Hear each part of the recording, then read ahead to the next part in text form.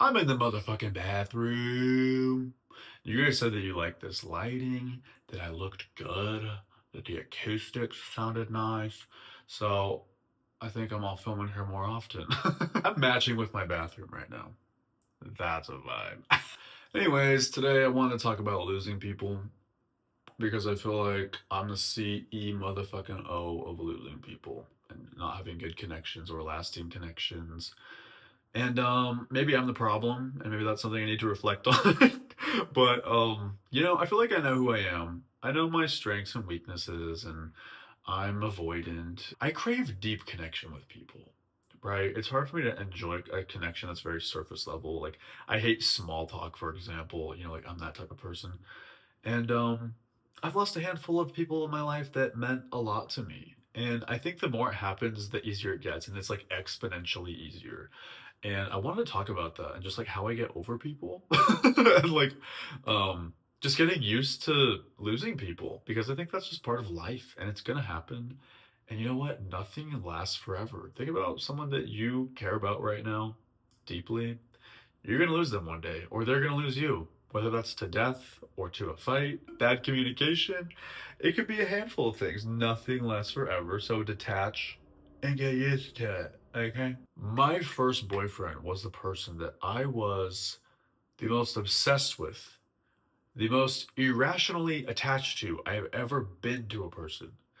And just, head over heels, thought I was in love, had this insane fantasy about how we were gonna like elope and run away. And he was this really handsome fucking guy who was successful and gonna give me everything I wanted. And um, he was just like this Prince Charming to me, you know what I mean? And he was gonna save me, right?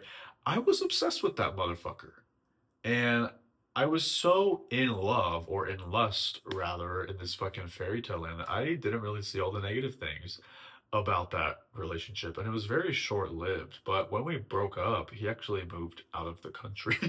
and and I was so heartbroken, so sad. I remember just driving and crying for weeks and weeks and weeks. It felt like my life was over. It felt like I lost my life. It was mostly just wishful thinking. It was like I literally created this fantasy of what my life was gonna be. And I was like trying to manifest that. And then when I lost it, it was like the end of the world for me. And looking back, I'm like, damn, we did not have a healthy relationship. We did not have good communication. We were both young and immature and fucking stupid and assholes to each other. Obviously, you live and learn, you grow, you age, and you develop. And I feel like I'm still learning so much about myself. I swear it took me like a year to get over my first ex. Like, it took me longer than it should have, okay? Especially for the amount of time that we were actually together. And, I'm even thinking about friends. I feel like moving to Arizona, I made a handful of friends. And I'm like, where are those friends now? Why have we not talked? It feels like we just drifted apart. And sometimes that happens, and it's just like you kind of stop thinking about them. And it's kind of a really sad realization that that even happens. Obviously with like best friends, I feel like that doesn't happen.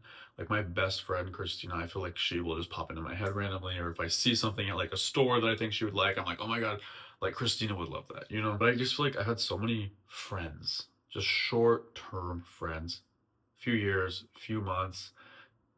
That's it. There's people out there that have childhood friends from when they were in fucking like kindergarten and they're like in their 30s and still best friends. I wish I had that because I love that type of shit and I love having good, solid connections and long term connections. Those are the most valuable to me. And so the fact that I don't really have any of those is really sad. I will say my best friend Christina, we've been friends since high school. Like senior year we met. Um, but yeah, like that's my longest like friendship. And you know what? I've had a couple friends with benefits situations that have also fallen off, especially, after my breakup. I got really close with a couple guys that I was hanging out with, and it's like things got too real. Maybe we had a lack of boundaries. There was miscommunication, and maybe partially that's like my fault. But also, I feel like I'm always very honest and real and like forward with what I want. And things get confusing, and it sucks because I feel like I do, whether I like it or not, I do get emotionally invested in people. And even if it's just a friend with benefits, or just a friend, it's gonna suck to lose them. You know, think of like a good friend you have and think about if you cut each other off or they cut you off or you cut them off. It would still hurt, you know, and it would still fuck you up. And so I feel like I really care for the people in my life, and losing someone that I've spent months with, even just as friends with benefits, sucks. You know, it almost feels like a miniature breakup sometimes. And maybe that's my lack of boundaries. I don't know. And I think I'm learning that. You know, like I really got to be careful with myself and my heart and protect myself. And I feel like I've done a pretty good job of that. Um, but you know, you live and you learn, and shit like that happens, and it sucks. But you move on. And I really think after my first two breakups, losing people sucks still. It still hurts, especially initially, but it's like so much easier to move on quicker. You know, it's like rather than it taking a year or months, it takes days, you know, at least for me. Like I can move on really quickly. And I think a big part of that is just having my own independence and feeling secure in myself, having my own routine and schedule. That helps me a lot. And hobbies. Dude, hobbies have saved me. I think that that could be like a whole YouTube video in and of itself. It's something you love to do, especially if it's things you can do on your own or with someone else you care about. That helps me so much. It helps distract my mind. I game a lot. Gaming and going to the gym are like my two favorite hobbies, favorite pastime things to do. And I truly feel like they're both healthy coping mechanisms for hard shit, you know? I watched this whole video the other day about how gaming was healthy for your brain and much healthier than like doom scrolling fucking TikTok and shit, you know what I mean? And so I think it's really important to invest in your hobbies and find stuff you like to do, especially if you can do it alone and you like your alone time. Like find a hobby you can do by yourself and you will feel fulfilled and rewarded by that. And that really helps you just move forward, to be honest. Oh, my leg's numb. But yeah, I think just having emotional dependence also super important.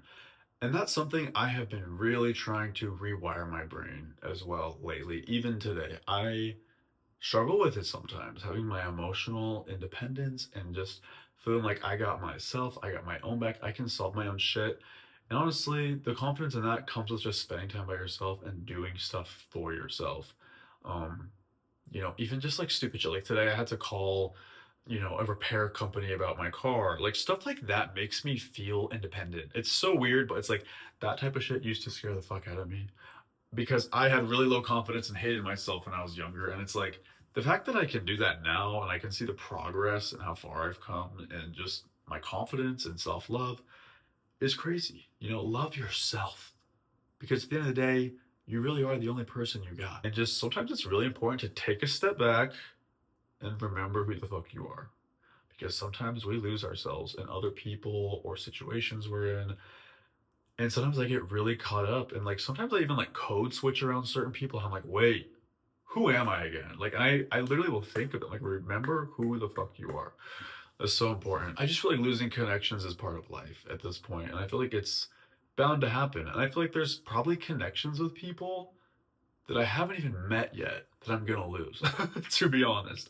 But there's also probably connections that I'm gonna meet. They're gonna be amazing, and you know they're gonna be like long-term connections, and those are the important ones to me. But you know, not everybody's gonna come into your life and stay. And that's just you just have to accept that. You know. And sometimes it feels like no matter how much effort you put into a connection, they could still leave, you know? Like any connection is like a two-way street. Yeah, honestly, I think the biggest thing is time fucking heals. And as long as you're putting in effort and positive self-talk and moving forward and achieving things on your own, and establishing more independence, I think moving on from people and losing people feels a lot easier over time. And so, anyways, just want to talk about this. If you guys have any advice on losing people or getting over someone or, you know, fueling your independence, let me know in the comments. And yeah, I will talk to you guys later. Thanks for watching.